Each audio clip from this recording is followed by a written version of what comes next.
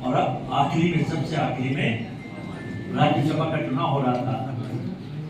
यहाँ के एमएलए को ले जाकर दिल्ली की पुलिस लाकर सीआरपीएफ के माध्यम से उन्हें घेर लिया। कांग्रेस के लोगों को उनसे मिलने नहीं दिया। उन्हें पंजाब ले जाकर, मुझे पता नहीं कितने धोखे दिए। अभी कोई बोल रहा था भाइयों से कि 15 ही धोखे दिए, मुझे पता नहीं। बाकी जगह रेट 50 धोखे का चल रहा है। यहाँ के एमएलए जितने सस्ते में कैसे मानते हैं? अरे पूरे देश में ऑपरेशन लोटस 50 धोखे का चल रहा है।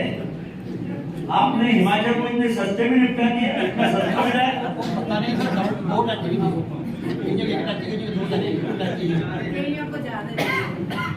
कुछ लोगों को ज्यादा दिए, लेकिन 50 धोखे किसी को नहीं मिले।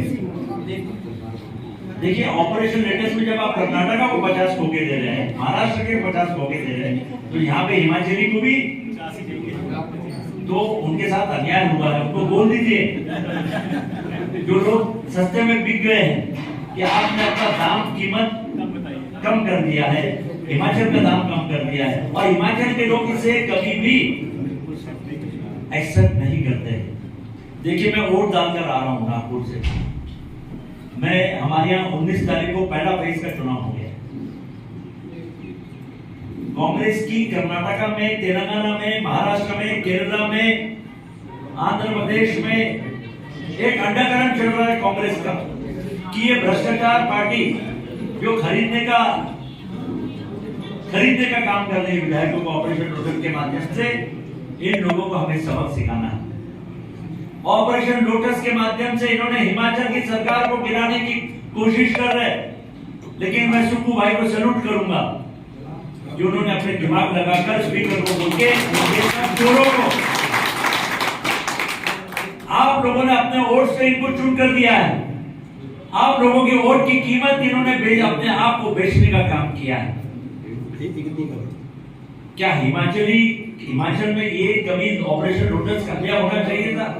क्या ये विधायकों ने भारतीय जनता पार्टी के लोगों से इतना कम पैसे में बिकने का काम करना चाहिए था?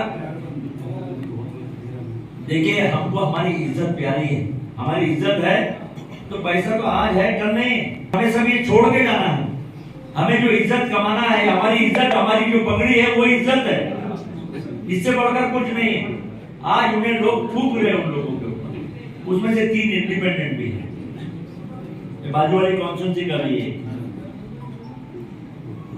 और ये लोग ऑपरेशन लोटस के माध्यम से पूरे हिमाचल, मैं इनसे पूछना चाहता हूँ, एक सवाल पूछना चाहता हूँ भाई साहब, मैं पूछना चाहता हूँ, आपने यहाँ पर करोड़ों अरबों रुपए कर्नाटका में, महाराष्ट्र में, हिमाचल में खर्च किया। जिस हिमाचल के अंदर में इतनी बड़ी आपदा आई, जिस हिमाचल के अंदर में इतना बड़ा सैलाब आया और सारे पहाड़ के पहाड़, घर की घर बह गए,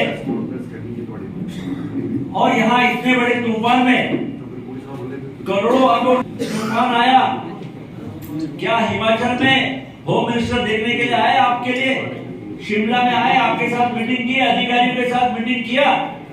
ना होम मिनिस्टर ने मीटिंग किया, ना प्रधानमंत्री को टाइम मिला हिमाचल में आकर यहाँ पर बैठकर लोगों से बात करने के लिए। इतने लोग हमारे बेचारे शहीद हो गए, इतने लोगों की जान चले गई, इतने लोग घरों के अंदर में दब गए, इतनी महिलाएं दब गई, इतने छोटे छोटे बच्चे घरों के अंदर में दब गए, लेकिन प्रधानमंत्री को टाइम नहीं था हिमाचल के गरीब बच्चों को देखने के लिए, हमारी महिला जो बेचारों की लाशें देखने के लिए। ये भारतीय जनता पार्टी के लोग कोई शिमला नहीं आए देखने के लिए, इनके पास सिर्फ टाइम है लक्ष्मी दर्शन करने के लिए और इस देश को लूटने के लिए, इस देश को धोखा देने के लिए। भारतीय जनता पार्टी जो इन्होंने 2014 में अपने इलेक्शन मैनिफेस्टो में कसम खाई थी और गारंटी दी थी, क्या गारंटी दिया था इन्होंने? इन्होंने गारंटी दिया था कि अच्छे दिन आएंगे। इन्होंने गारंटी दिया था कि हम काला धन लाएंगे और आपके घरों में 15 लाख रुपए देंगे। नीलम जी, आपके 15 लाख रुपए आए कि नहीं आए? किन लोगों को इन्होंने धोखा देने का काम किया? इन्होंने कहा था यहाँ के एमपी ने, मुझे नाम भूल जाता हूँ, उसने कहा था कि मैं यहाँ पर उद्योग लाऊंगा, इंडस्ट्री लाऊंगा, यहाँ लोगों को रोजगार मिलेगा। हमने 18 और 20 करोड़ लोगों को रोजगार देना है, हिमाचल के लोगों को रोजगार देंगे। कितने लोगों को रोजगार दिया यहाँ के एमपी ने? और वो जो मंत्री है अभी केंद्र में, नरेंद्र मोदी की मिनिस्ट्री में मंत्रालय है, उसके बावजूद भी यहाँ पर ना आपदा में मदद की, ना बेरोजगारी दूर की, ना उद्योग लाया, ना हमीरपुर में रेलवे लाइन लाने की बात कही थी कि हमीरपुर में रेलवे लाइन आई। बहुत सारे वादे ये किए थे इन्होंने, बहुत सारे इन्होंने कहा था। जब हम मनमोहन सिंह के जमाने में, मैं 2012 में प्रधानमंत्री जी के प्लेन में बैठकर, छोटे से प्लेन में बैठकर, सरकारी प्लेन में बैठकर, एयरफोर्स के प्लेन में बैठकर मैं ऊना के एयरपोर्ट पर आया था 2012 में। आज से 12 साल पहले प्रधानमंत्री मनमोहन सिंह जी के प्लेन में बैठ के मैं आया था। और ऊना में 2012 में मनमोहन सिंह जी ने जो जो वादे किए थे उन्होंने पूरे किए। मनमोहन सिंह हिंदुस्तान का सबसे अच्छा प्रधानमंत्री रहा, जिसने लंदन से इकोनॉमिक्स में, फाइनेंस में डिग्री लेने का काम किया।